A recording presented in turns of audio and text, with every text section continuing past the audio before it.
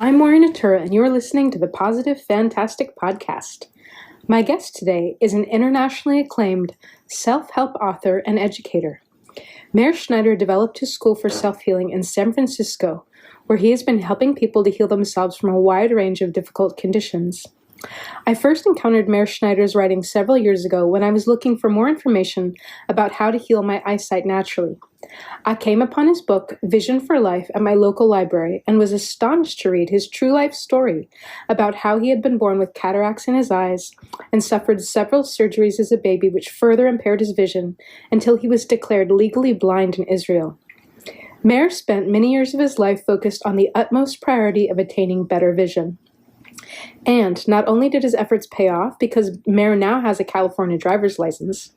That's right, he can see well enough to drive. But his perseverance in his own healing also resulted in his lifelong goal to support others in their own healing. Thus, the founding of his school for self-healing and several books written on the subject of healing. When I was 12 years old, I suddenly lost my eyesight. I remember the moment that I was sitting in the back row of my 6th grade class when the teacher called on me to read the board, and suddenly I couldn't see. I moved toward the front of the room until finally things popped into view, and I was a bit in shock that seemingly overnight my vision had disappeared. I didn't know that it was possible to heal my vision, and so since then I have worn eyeglasses to see into the distance. But at some point in my own journey, I encountered some resources about healing my eyes, and it opened up a whole new world for me. What if I didn't have to wear glasses? What if I could still heal my eyes? I have spent the majority of my life not knowing that this was a possibility, but once I heard that there were options, I started to research any methods that I could get my hands on. And while I was working my way through nutrition advice, Tibetan yogic eye exercises, and other techniques from the interwebs, I came upon Meir's story. Here was someone who had overcome amazing adversity with focused attention and hard work. I started doing some eye exercises, and I found an optometrist who was sympathetic to my desires, which was honestly the hardest part. He agreed to lower my prescription to the lowest level that would legally allow me to drive. And so now I have lowered my prescription for my glasses 4 times. My eyes are probably better than they were when they first changed in middle school. I have not committed myself fully to a path of self-healing with the gusto that Meir embraced his own journey to vision many years ago, but I have become very inspired by his story, and meeting him, I feel a renewed sense of conviction that not only can I heal, but if I put my attention to my goal, I will heal my eyes in time. I hope that hearing this interview with Meir Schneider will inspire you in your own healing journey to find ways to align yourself with your own path of becoming aware of what is possible for you. Thank you for guiding me lovingly to my destiny. Thank you for teaching me to trust in the mystery, to trust in the mystery. I am here to serve you. Just let me know what you want me to do. I am here to serve you. Show me the way. Thank you for guiding me lovingly to my destiny. Thank you for teaching me to trust in the mystery, to trust in the mystery. Remind me to let go. I know you got the details covered. Remind me to let go. I know you show me the way. Thank you for guiding me lovingly to my destiny. Thank you for teaching me to trust in the mystery, to trust in the mystery. When I'm in a hurry, thinking I need to be somewhere else, slow me down and help me be right here, right now. Thank you for guiding me lovingly to my destiny. Thank you for teaching me to trust in the mystery, to trust in the mystery, to trust in the mystery, to trust in the mystery. I'm in San Francisco today near Ocean Beach to interview Meir Schneider about his amazing life journey. He has a school for self-healing. He has workshops and private sessions available. He's also released a number of books over the years in several different languages, and we're going to talk today about how he healed his own life and the way that he now is supporting other people in healing theirs. So welcome to the show. It's so nice to be interviewed by you, Mori. Thank you.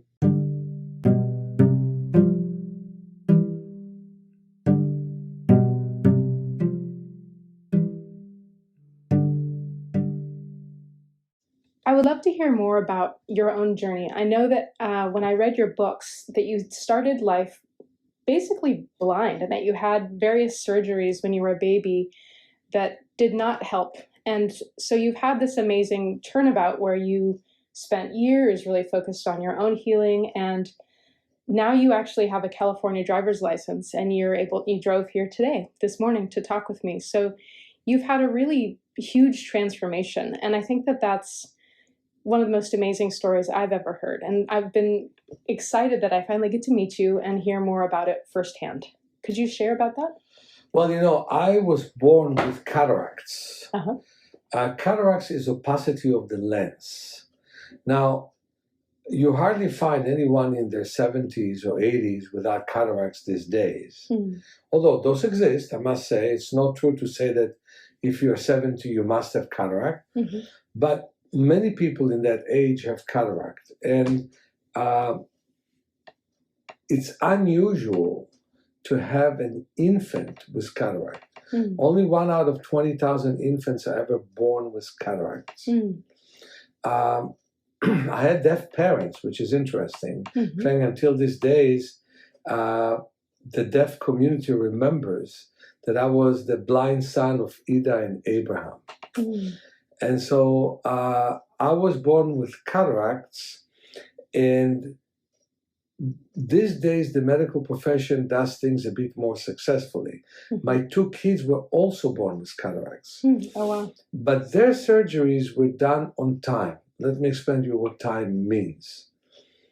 In the first 8 weeks of one's life, one normally does not look at anything. The first hour they do, because you just got out of the womb and everything is so different out of the womb. Right. But then for 8 weeks, infants are more developing their stomach, and they more developing their hearing and other senses and the sucking capacity. Right. And they're not paying attention to vision until the age of 8 weeks.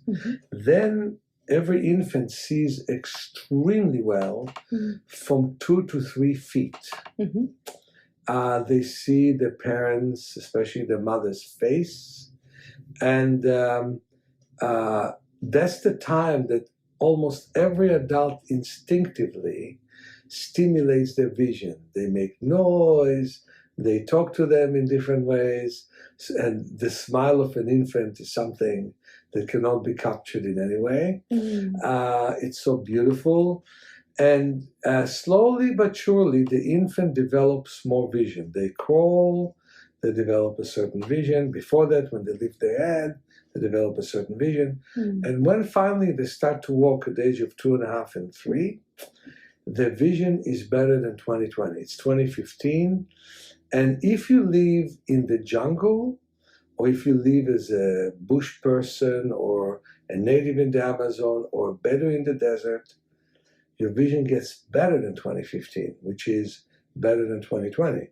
It becomes twice as good. To the extent that if you, with 20/20 vision, go to the jungle, they'll tell you that the fruit matured in the top of a tall tree that with 20/20 vision you couldn't see. So they don't only see the fruit, they see if it's matured, right? Nuance, yeah. What happens to what happens to most people is that they develop that vision. In modern time, we lose much of it because of the way that we use the eyes. I did not have all that time. There was a working theory in my generation that you wait until the age of 4, and that never worked. And so because it never worked, they operated parts of my lenses and the rest became scar tissue. And the result is that I wasn't able to do much more than read Braille. Now, today my vision is not normal. It's about 70% of normal vision.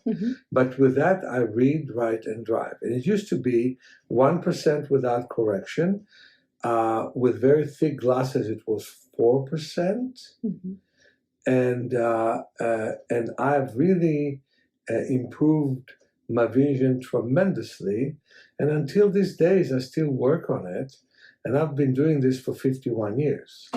So I worked on myself. It's like I wanted to get out of the handicap that I belonged to, which means my parents were deaf. And being blind did not appetize me very much. Now, what else happened is one of my two teachers was what I consider then to be an old lady. Not anymore, because she's younger than what I am these days, but she was 64. And there was another kid who was 16 and a half, and those were my two teachers. And of course, my whole family was against it, because I went to the biggest professors of medicine in Poland on our way to Israel and in Israel. And the feeling that my parents and grandparents and uncles and aunts felt that I'm wasting my time and I'll be disappointed. Well, I'm far from being disappointed. I'm one of the leading teachers, if not the leading teacher, of natural vision improvement in the world. I do training in my work. And I must say, even those who didn't take my training course always mentioned that they took a workshop with me, because my name became very, very big. I just remember that there was a course online, and there were 10 teachers of natural vision improvement, and there were 500 people in the course, and everybody asked me questions of what to do with the vision. So obviously, in that specific field, I built myself a name, and the reason is the results that I got and the results that other people got. And I can tell you that almost anyone who wears glasses could actually find a way not to wear glasses working with me. And I think it's more important that one thinks, because eyes can degenerate throughout the years. And glasses are a little bit harmful, because you really focus with their focal point. So there isn't much movement from side to side, and the light falls on parts of the retina and not on the whole retina, and it affects our peripheral vision. Contacts don't have that problem, but the problem with contacts is that the eye should reject them because they're foreign object. And the way you don't reject them is by compromising the immune system. We also cannot have enough oxygen in the eyes as a result of wearing our contacts. Right. Okay? Yeah. And then LASIK is true aberration for the eyes. It's, sorry to call it butchery, because what happens is there is harmony between the cornea, the aqueous humor, the lens, the vitreous humor, and the retina. When light ray comes in, it breaks to all of them. Now you shave the cornea. You basically made glasses out of your cornea. And 98%, even a little bit more than 98%, is very successful. And so many people do it. Right. But the result is that there are many people with astigmatism. The 2% are not successful, sometimes are tragedies. They can sometimes become blind. You can't actually measure if somebody has a high pressure in the eye as easily, because the cornea became thin. Whether it is thin or thick, it's not being measured as good, okay? But that's a side problem. The main problem is that there is lack of harmony, so it leads to poor light perception, and many, many problems. I think the solution is that slow solution of doing natural vision work. It helped me in spite of the fact that 99% of my lens is scar tissue. And it helped many thousands of people I worked with. And I'm getting constantly blessings for the books that I wrote and the results that those book work led to. Those are very practical books: Vision for Life, Movement for Self-Healing, and especially Awakening Your Power of Self-Healing. And so I'm so happy that I was given the chance to share what happened with me to other people. But I just want to tell you, there is no free lunch. So one thinks, okay, I put glasses. It's the same as walking with braces. You walk with braces, that's fine. And then sometimes, by the way, I bless the fact that there are braces and crutches, because if somebody's in the wheelchair and I get them out of the wheelchair, I'm happy to have the braces and the crutches. They can't just all of a sudden walk. Right. But on the other end, if somebody gets a cane too quick or gets crutches too quick, then they don't allow their body to become stronger. And that is a very, very big problem. We have to allow the body to become stronger. Right. That is the problem with glasses and things, is that they are a crutch. If you're really in the devotion to having the full healing, then they can be a tool on the way. Right. Not the end solution. Absolutely.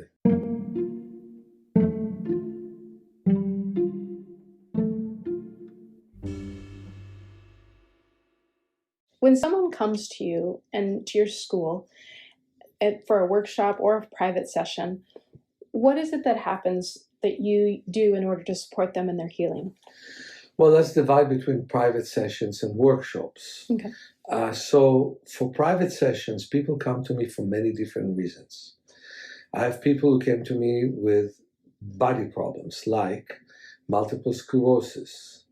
And then we have to find a way to help them mobilize the central nervous system better. And we do it with body work, and we do it, of course, with movement. And sometimes I find that in multiple sclerosis, the secondary symptoms are worse than the disease itself. Let's say that somebody lost mobility in her pinky or in her little toe. Let's start with little toe. And so then everything else became tight because that little toe didn't work. And that tension can put that lady in the wheelchair. If I reduce the tension, I look like a miracle maker, because all of a sudden she can walk, right? And it may take me 10 sessions to get rid of the tension in the body, and 2 more years to try and mobilize the little toe or the little finger, you know? Right. So that's one example. Muscular dystrophy is a whole different story. The muscles are dying. There's 6 different kinds of muscular dystrophy we work with. And we have a special massage that drains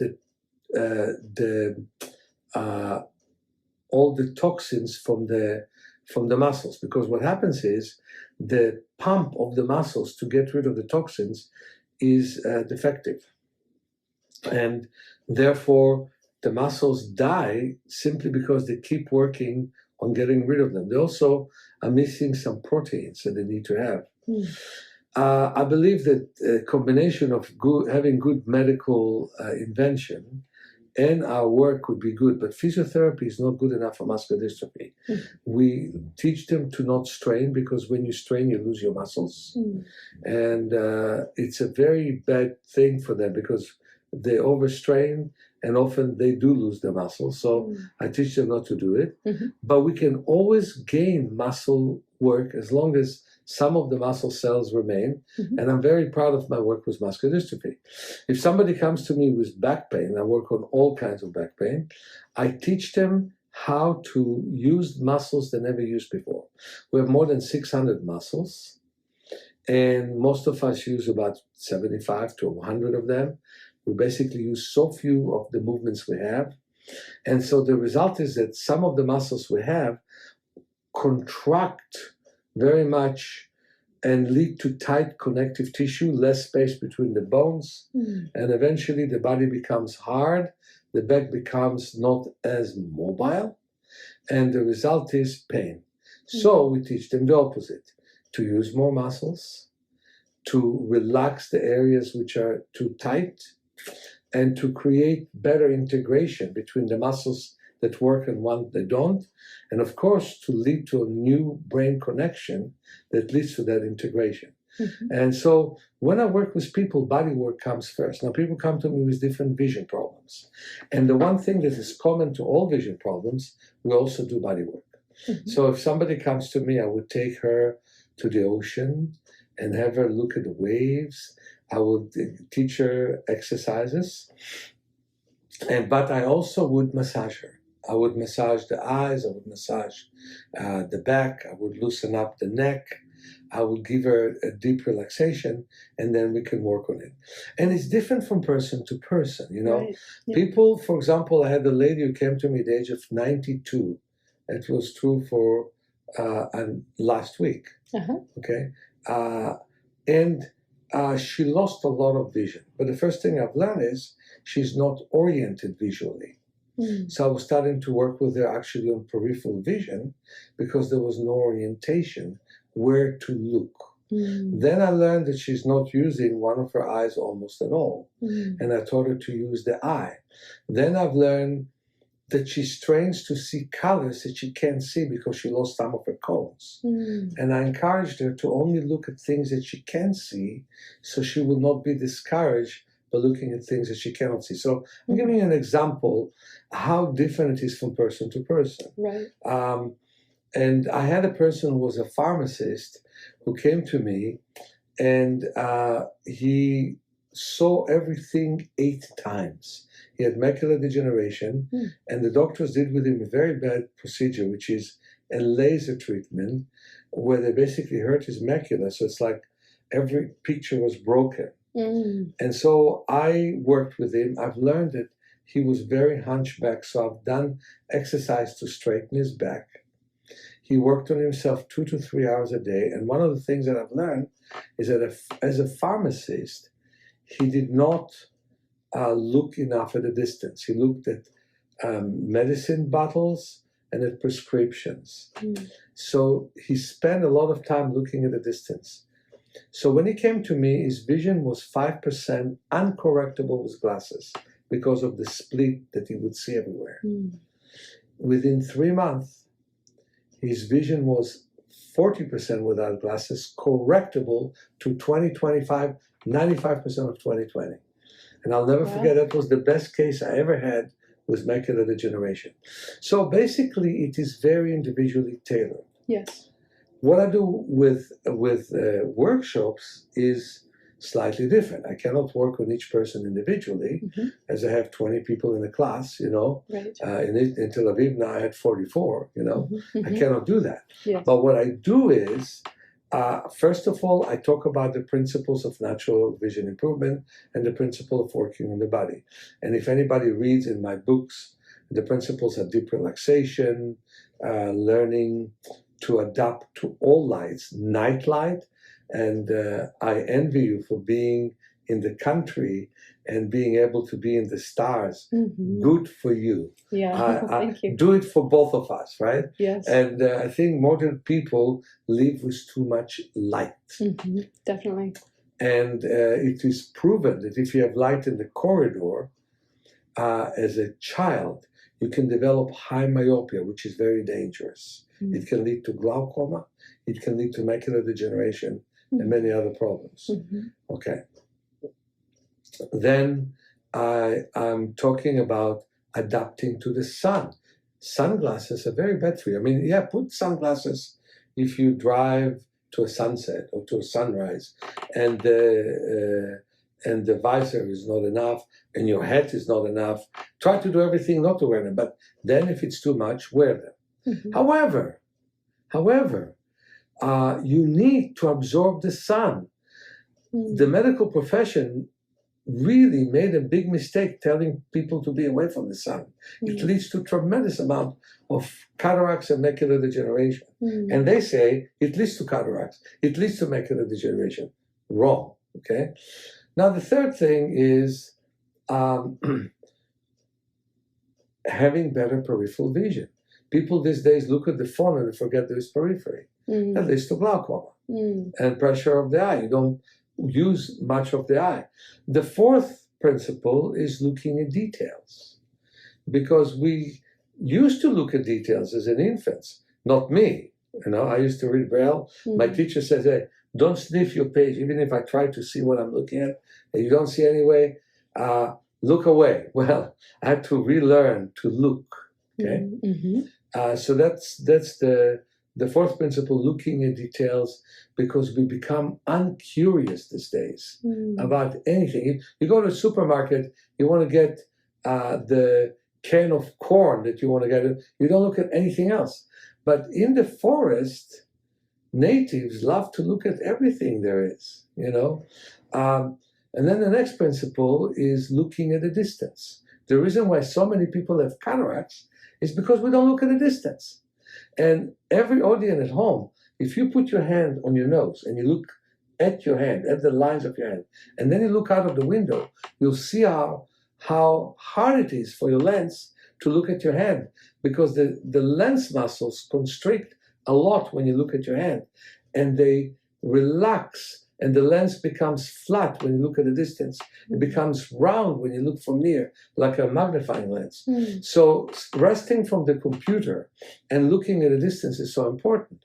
And then the next principle is balanced use of the eye. So many people don't have balance of the use. I'm not even talking about balance strength, balance use. Then balance use within each eye, then body and eye coordination, and then more blood flow to the visual system, and then to work with soft eyes. And that's true about the rest of the body. We have to work with soft body, with good circulation. So in my workshops, I teach some of the principle. It's hard to teach everything, right. But people leave seeing better, moving better.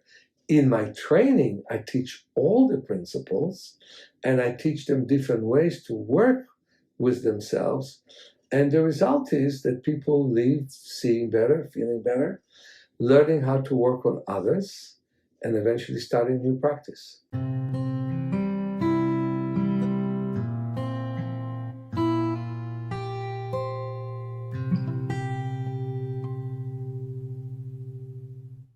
Meir, what inspired you to do this work? So, I was son of deaf parents. My sister was more normal. I had a very difficult childhood, lots of isolation, lots of problems at home.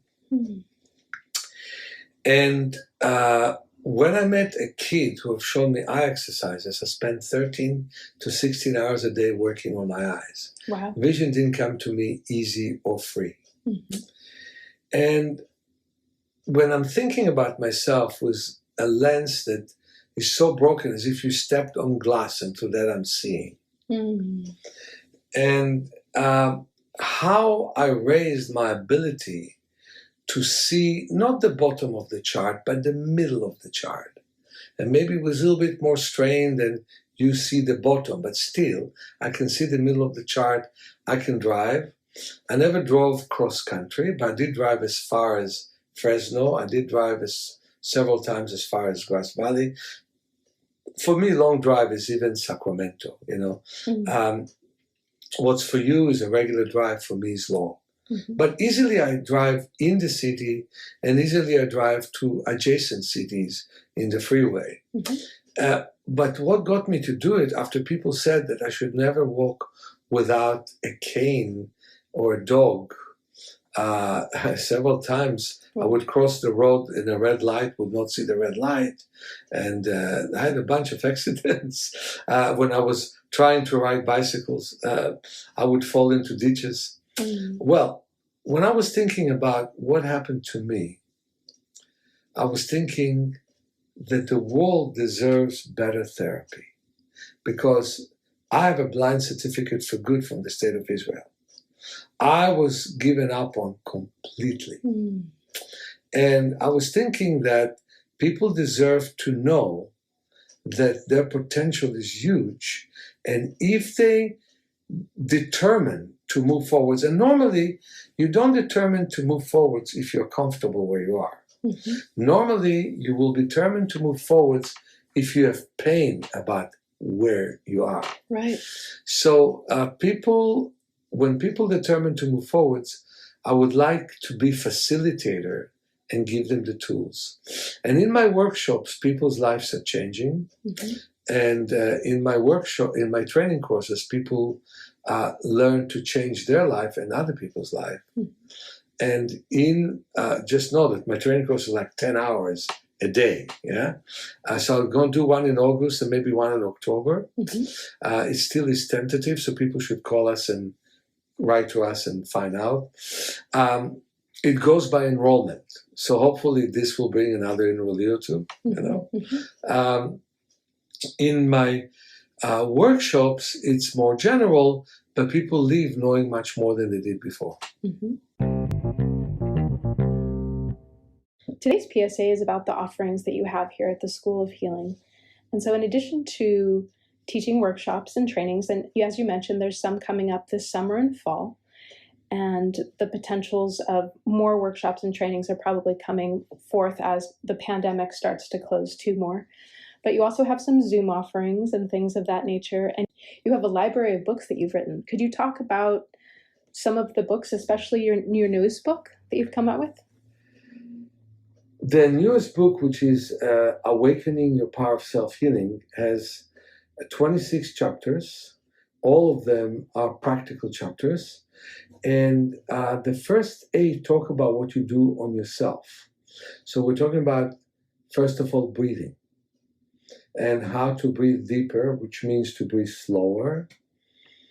And we have wonderful exercise for that. Then on circulation, how to increase your circulation. Then on the back, on the joints, on the nervous system, on massage, and on your muscles, how to build up the muscles correctly, and on vision. But then we talk about what you do with yourself. And so if you have a headache, we give you all kinds of references to previous parts of the book and give you new exercises for your headaches. If you have arthritis, very nice way to work on your arthritis. It's as if I am with you in your living room, in your pool, and suggest for you to work in the water or even in your bathtub to work on yourself. It's a wonderful chapter on Parkinson's, wonderful chapter on muscular dystrophy.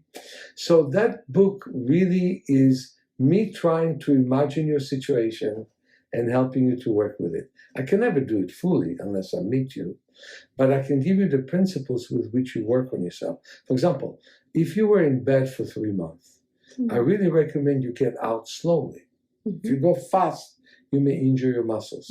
But if you go slow, day by day, it's good. Like a nice lady who was a client of mine gave me a call. She learned that actually one of her valves in her heart was deficient. There wasn't enough valve there. So they gave her a pig valve.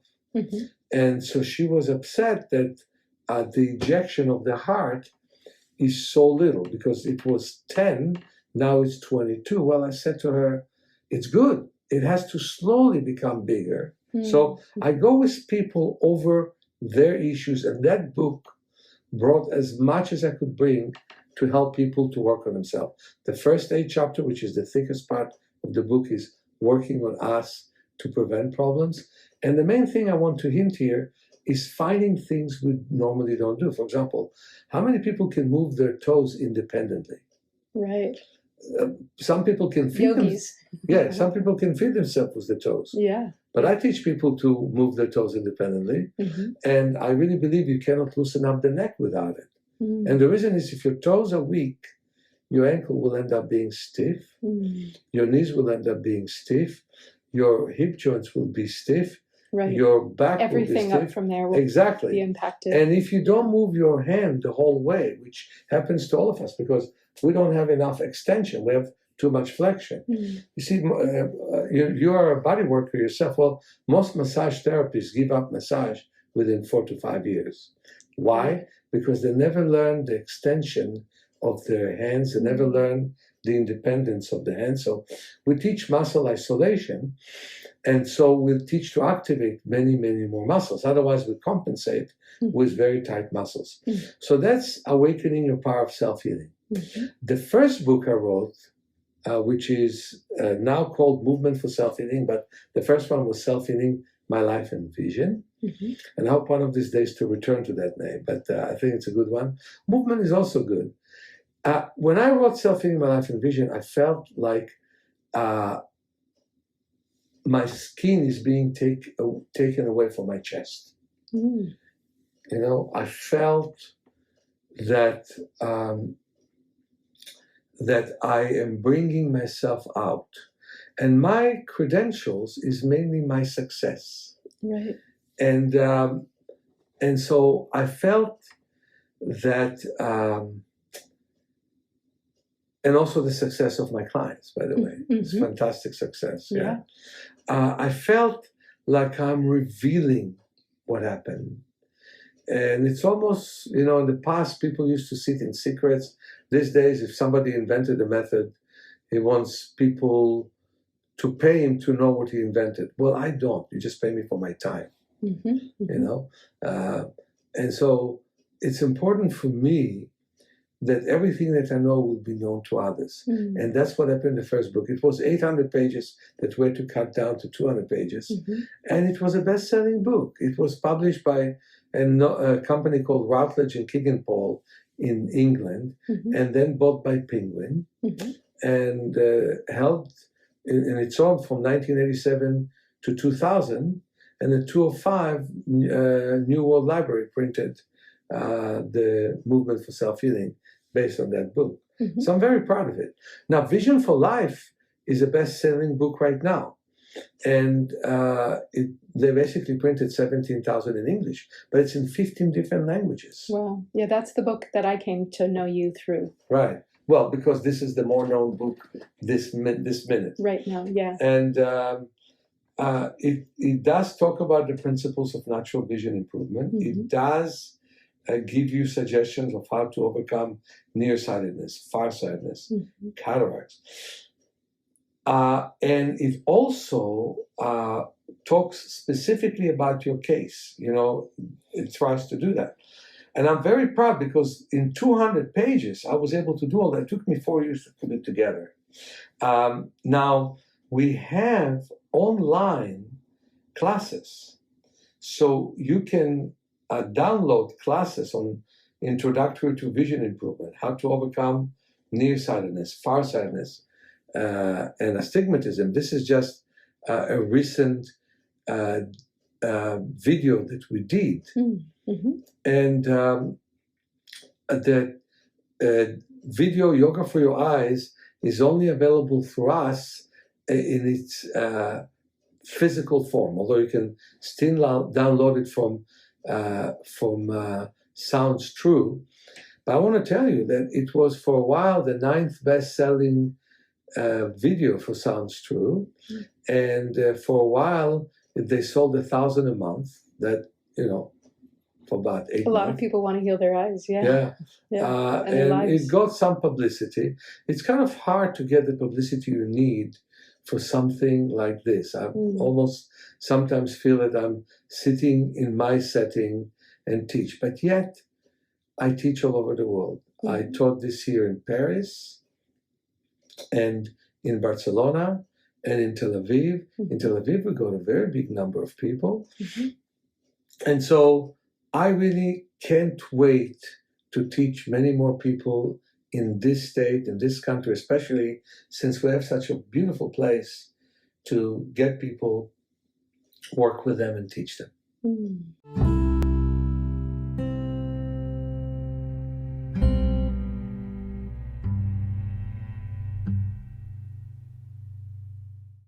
Thank you so much, Meir, for being on the podcast. It's really inspiring to hear about how you've healed yourself and how you're here to support other people. So I just am really grateful that you're doing the work that you're doing and that you're bringing it out into the world. It's absolutely good news, and I feel excited to share it.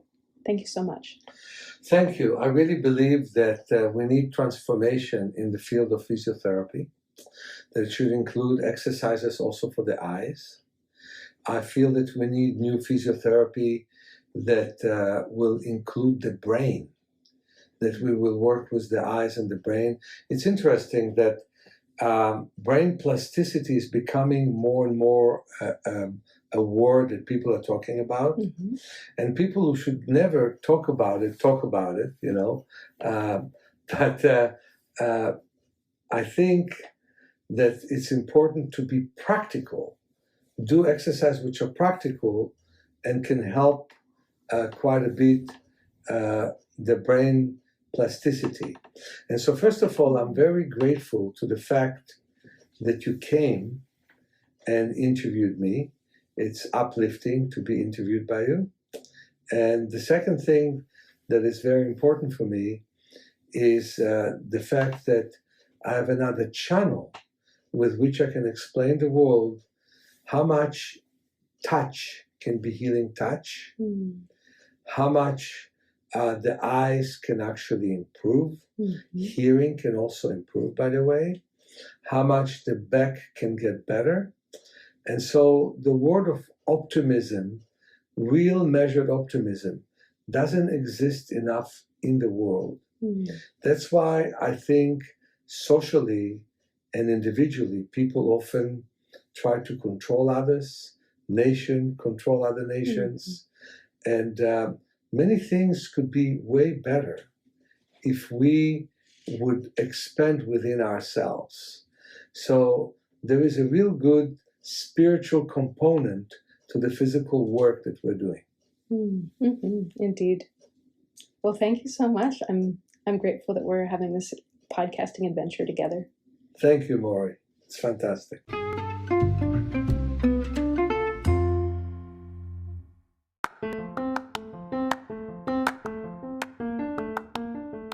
Thank you for tuning into this episode of the Positive Fantastic Podcast. I am Mori Natura, and you can reach me by checking out my website, www.morinatura.com. You can read about upcoming author events or sign up for my email list to stay up to date with the content that I create.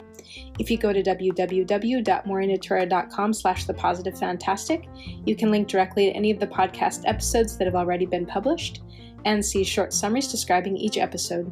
I'm on social media, and you can follow me on Facebook on my page Mori Natura Author, and you can follow me on Instagram at Author Mori Natura. Check out my channel at youtube.com/Mori Natura to see a video of Meir Schneider leading a palming eye exercise. To reach Meir Schneider, you can reach out directly to his School for Self-Healing by calling 415-665-9574. You can contact him by email at officemanager@self-healing.org. You can go to his website, self-healing.org. You can go to www.facebook.com/selfhealing, www.youtube.com/c/School for Self-Healing San Francisco. You can follow them on twitter.com/sfselfhealing. And you can also follow them on instagram.com/School for Self-Healing. Meir also wanted it to be known that he is going to be teaching a workshop about healing in August of 2022, and so you have an opportunity to work directly with him. Special appreciation to Copper Woman for her song "Thank You for Guiding Me" at the beginning of this episode. For more about Copper's music, you can visit www.copperwoman.com. This episode of The Positive Fantastic has been brought to you on the new moon, and I hope you'll join us on the next full moon for more adventures in how humans can thrive. Cheers, and may all your healing journeys be fantastic.